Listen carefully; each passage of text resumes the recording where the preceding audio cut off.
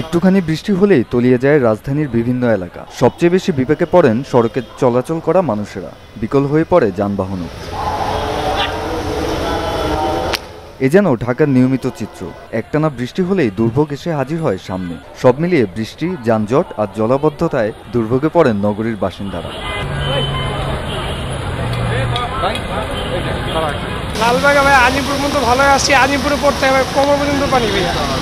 অন্যদের অবস্থা খারাপ, রিস্কাওয়ালা ভাই যেতে পারতেছে না, অনেক রিস্কাওয়ালা ভাই পড়ে গেছে, অনেক গাড়া তো পানি তো মাঝখানে গাড়াগুলো দেখা যায়। পানি পুরো টাউন জুড়ে পানি, রাস্তা সব ড্রেন মেন সব বন্ধ, পানি কোনো দিক দিয়ে বেড়া পাঠিয়েছে না। পানি এত পরিমাণ, গাড়ি অর্ধেক সিএনজির অর্ধেক ডুবে যায়, ডুবে যায়। পানি মনে করেন প্রায় 4 ফুট পানি আছে, 2.5 ফুট পর্যন্ত ডুবে গেছে। ডুবে যাওয়ার পর সেলেন্সের পর ডোবার পরে আর গাড়ি বন্ধ হয়ে গেছে, স্টার্ট হয়। ঢাকা শহরে চারিদিকে পানি, যে দিক দিয়ে যায় সেই দিক দিয়ে। আমি এই চকবাজার থেকে রওনা দিছি, ঘুরতে গেছি আজিমপুর থেকে আসছে আবার এইদিকে কাকরাইল।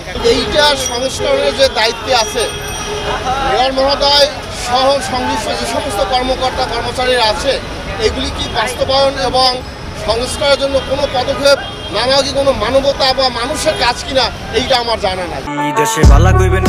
বৃষ্টি হলে সরব হয়ে ওঠে সোশ্যাল মিডিয়া। নগরবাসী নানাবিধ ছবি ও ভিডিও পোস্ট করতে থাকেন ফেসবুকে। কার এলাকার কি অবস্থা তা জানা যায় তখন এসবের মাধ্যমে।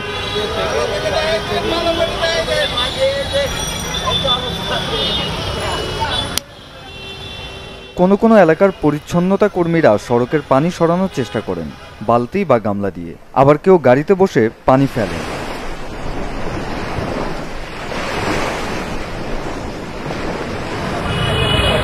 এমন নাকাল পরিস্থিতি থেকে পরিত্রাণ চান নগরবাসী। সিটি কর্পোরেশন সহ সরকারের সংশ্লিষ্ট দপ্তরগুলো তৎপরতাও বাড়ানোর দাবি তাদের।